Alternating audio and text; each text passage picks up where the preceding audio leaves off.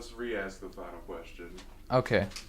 All right. Since your family members were victims, it's obviously hits close to home. You have a different perspective of this. Tell me a little bit more about it. Okay, do you want me to just translate what you said? So naturally, man is built in a way that it's not very easy to believe that such events can occur.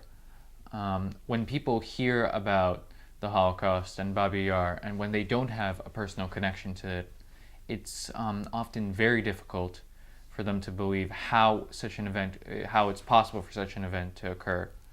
So when you asked me the question, would they have tried to escape? That's an absolutely normal human reaction. If they're being killed, they should have tried to escape.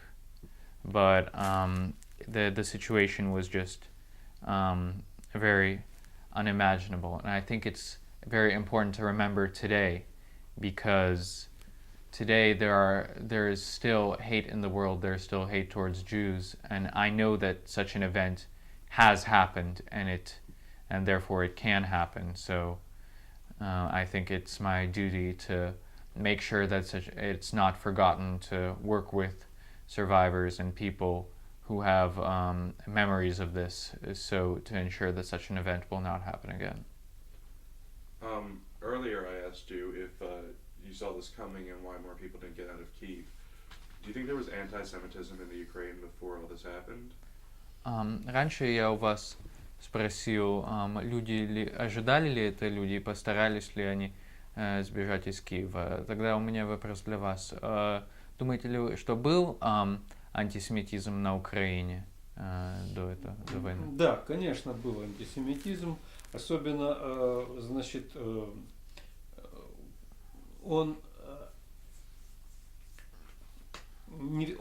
то есть временами он как бы был меньше, временами больше, но он никогда не исчезал, так сказать, не уходил. Потому что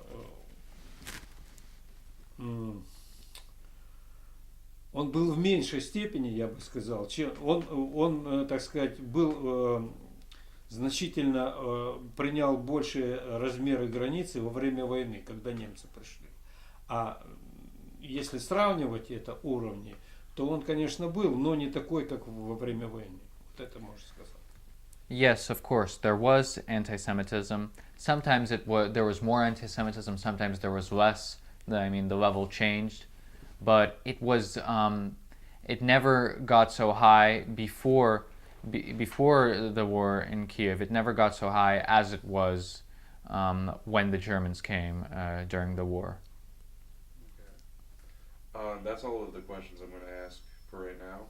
I'm just going to take a video of the things you were showing me during the interview, and anything else you have that you think might be of importance or interest. Mm-hmm.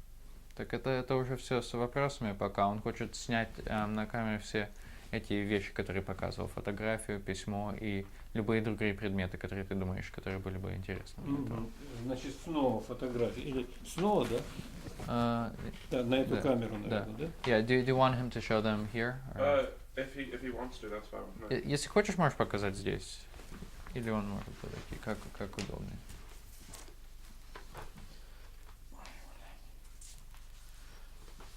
Начиная с 89-го года, скажи, каждый год 29 сентября я надеваю эту фотографию и участвую в Дне памяти погибших в Бабьем Яру. Обычно и в Бостоне это тоже такая церемония проходит, начиная с 2000 года, уже в течение 13 лет. И, значит, я участвую вместе с членами своей семьи, с женой и с тобой, с сыном тоже. Every year since 1989, I've taken part in commemorations of Babi Yar. Such commemorations, such ceremonies of memory, they have occurred in Kiev, and now since the year 2000, they also occur in Boston. So for 13 years here in Boston, I have gone with my wife and with my son to commemorate Babi Yar on September 29th every year.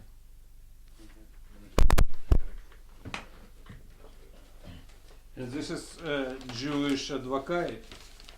This is когда было 70 лет Бабьему Яру в 2011 году, да? Значит, здесь тоже было такое шествие. И вот тут как раз я с этим фотомонтажом. Okay, want me to explain that? Yeah, so this is in the Jewish Advocate. On the 70th anniversary of Babi Yar in 2011, on the 70th commemoration, there's this article that was written in the Jewish Advocate, and here is a picture of me on September 29th commemorating Babi Yar. Okay.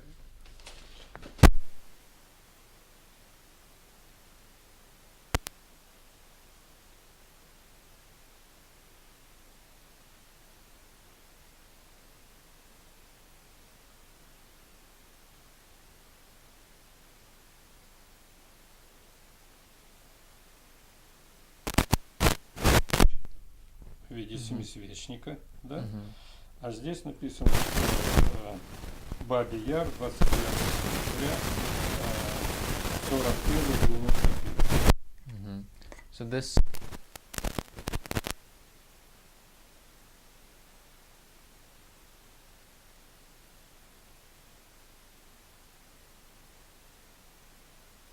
front, this side, September 29th, 1991, and on the back there's a menorah with the number 100,000 for the one.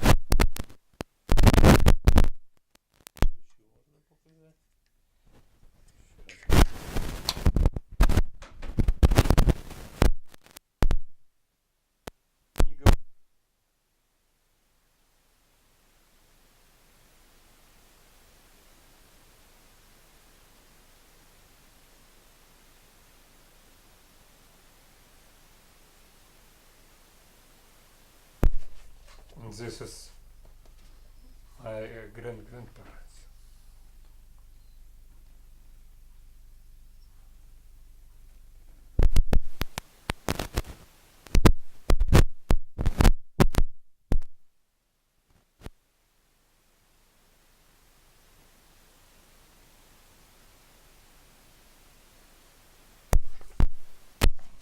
Family.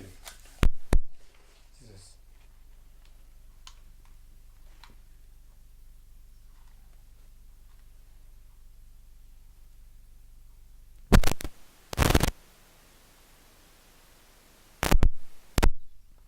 I don't know how to put it, but the best I can think of is like an immigration slip.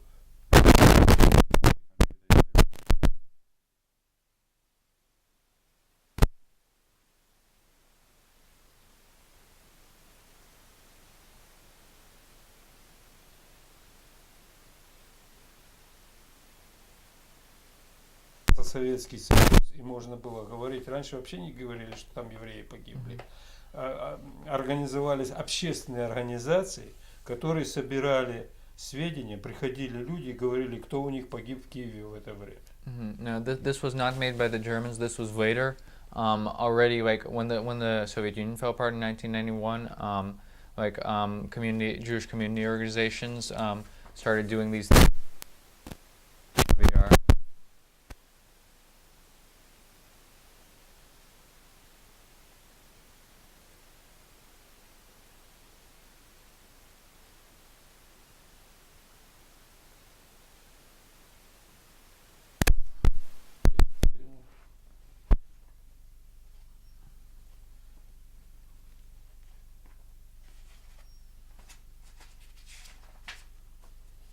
This is children in Babi Yar.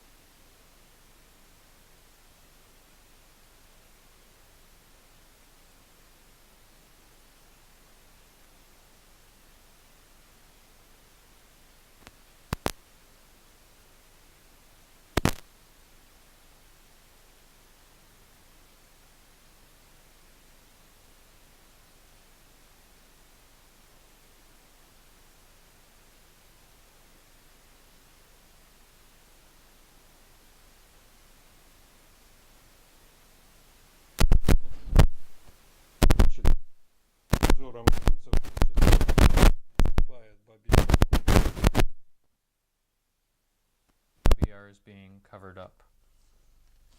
Это тоже.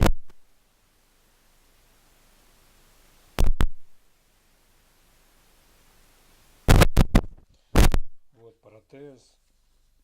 That's prosthetic limb, leg. Угу. Еще хотел показать. Значит, вот это люди, которые спаслись из Бабьего Яра. These were people who actually survived Babi Yar, who escaped. Они устроили побег. Значит, в 43-м году немцы хотели замести следы, сжечь всех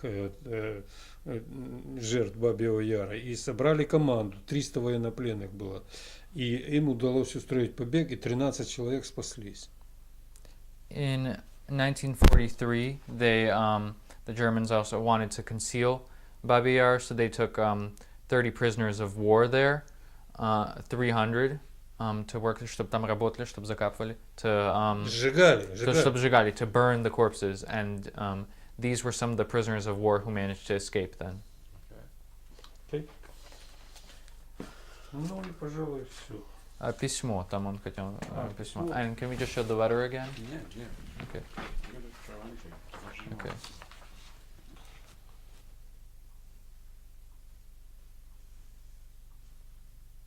want. Подожди, я неправильно. Вот, вот так. That's upside down. I didn't notice.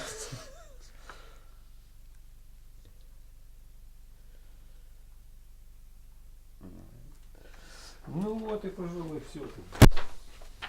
Okay. Вот это еще А. хотел показать. Это вот бабушка с внуками. So, grandmother Sarah Polak with her grandchildren in 1931. And this is it's just in a Russian. Газета? Это из Нью-Йорка. Форум. Это, ну, еврейская, как бы, Ну да. и русско-еврейская газета. Скажи, что это газета из Нью-Йорка, но на русском языке. Yeah, this is a Russian language newspaper from New York City. Okay. Здесь. I don't understand what it was. Where it was located. The forum. Yeah. Yeah. Okay.